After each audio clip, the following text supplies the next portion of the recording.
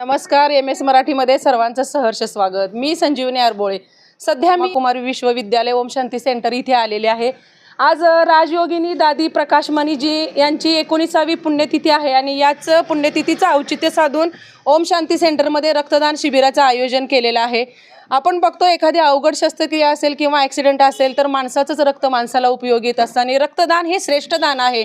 त्यामध्ये जाती पंथ धर्म असं काही बघितलं जात नाही आणि हेच रक्तदान आज ओम शांती सेंटरमध्ये या रक्तदान शिबिराचं आयोजन केलेलं आहे. आपल्यासोबत अनिता दिदी बहीण जी आहेत, आपण त्यांच्याकडूनच जाणून घेणार आहोत. दिदी, काय सांगाल, आज रक्तदान शिबिराचं आयोजन केलेलं आहे? ओम शांती. आज खूप आनंद होतोय की ज्या आपल्या संस्थेच्या मुख्य दादी प्रकाशमणी आहेत त्यांचा 19वा स्मृती दिवस आहे आणि त्यांनी आपलं संपूर्ण जीवन विश्वाच्या सेवेच्या कार्यासाठी समर्पित केलेलं आहे. त्यांनी कुठली जात धर्म वर्ण बघितला नाही, प्रत्येक मानवजातीचं कल्याण केलेलं आहे आणि त्यांच्या स्मृतिदिनानिमित्तच आम्ही हे रक्तदान शिबिर राबवलं केलं. सकाळी किती वाजल्यापासून रक्तदान शिबिराचं चालू आहे?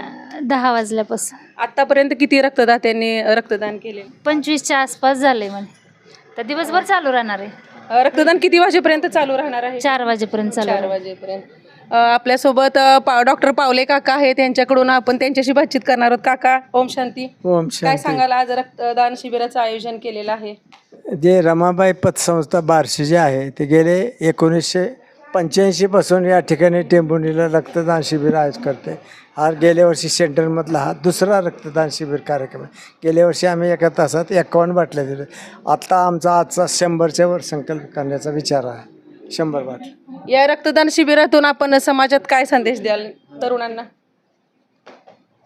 तरुणांना असं आता सध्या तर व्यसनमुक्ती अभियान चालू आहे आमचं आणि तरुण लोकांना जे काही जोश असतो त्या जोशमध्ये ते ॲक्सिडेंट करणं किंवा नशेच्या आहारी जाऊन ॲक्सिडेंटमध्ये येणं, त्यावेळेला जी इमर्जन्सी येते, रक्त लॉस झाल्यानंतर जे रक्त द्यावं लागतं त्या रक्ताचं मोल काही करता येत नाही. म्हणून रक्तदान हे प्रत्येकाने केलंच पाहिजे. 20 वर्षापासून 45 वर्षापर्यंतच्या लोकांना, पुरुष असो स्त्री असो, त्यांना रक्तदान करायला आवश्यक आहे.